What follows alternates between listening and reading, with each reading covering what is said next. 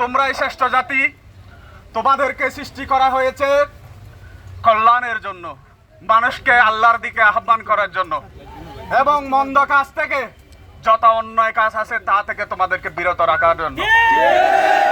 এই মেসেজকে ধারণ করে বাংলাদেশ জামাত ইসলামীতে আমি জয়েন হয়েছিলাম।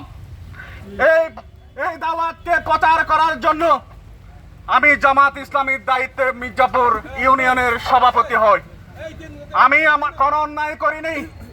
আমি আমার এলাকার যে ধরনের আমার কাছে সুযোগের জন্য, সহযোগিতার জন্য এসেছে আমি করেছি। তার বিনিময়ে আমাকে একের পর এক মামলা দেওয়া হয়েছিল।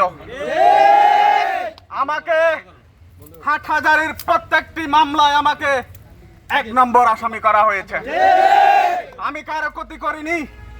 আমার সাথী যারা ছিল, আমার কর্মী যারা ছিল, প্রত্যেককে 10-20টা করে মামলা পেয়েছে। কি দোষ করেছি আমরা কি দোষ করেছি? আমরা আল্লাহর দিনকে এই জমিনে কায়েম করার জন্য কাজ করেছি। কোন মানুষের ক্ষতি করিনি। আমাদেরকে 17-18টি মামলা দিয়ে, আমাদের ঘরে পুলিশ দিয়ে, আমাদের মা বোনদেরকে ঘরে বিভিন্ন ধরনের ডিস্টার্ব করা হয়েছে। আমাদের ভাইদের ঘরে ঘরে গিয়ে তাদেরকে নির্যাতন করা হয়েছে। তাদেরকে ধরে নিয়ে এসে থানায় নির্যাতন করা হয়েছে এবং তাদেরকে বিভিন্ন মামলার মাধ্যমে টাকা পয়সা পুলিশ এবং তাদেরকে যারা মামলায় জড়ানোর জন্য সহযোগিতা করেছে, আমাদের সরকারি দলের ভাইয়েরা, তারা বান্ডিল বান্ডিল টাকা নিয়ে উভয় পক্ষে ভাগ করে কাজগুলা করেছিল।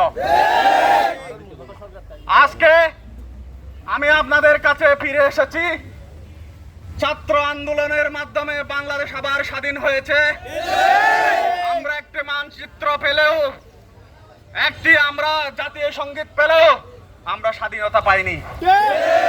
আমরা এখন স্বাধীনতা চাই, আমরা গণতন্ত্র চাই, আমরা এই জমিনে আল্লাহর দিনকে কায়েম করার জন্য কাজ করতে চাই।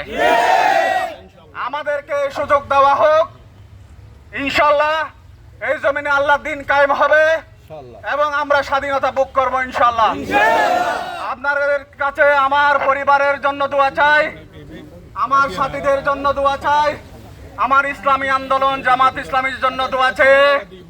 আমি বিদায় নিচ্ছি। আসসালামু আলাইকুম ওয়া রাহমাতুল্লাহি ওয়া বারাকাতুহু।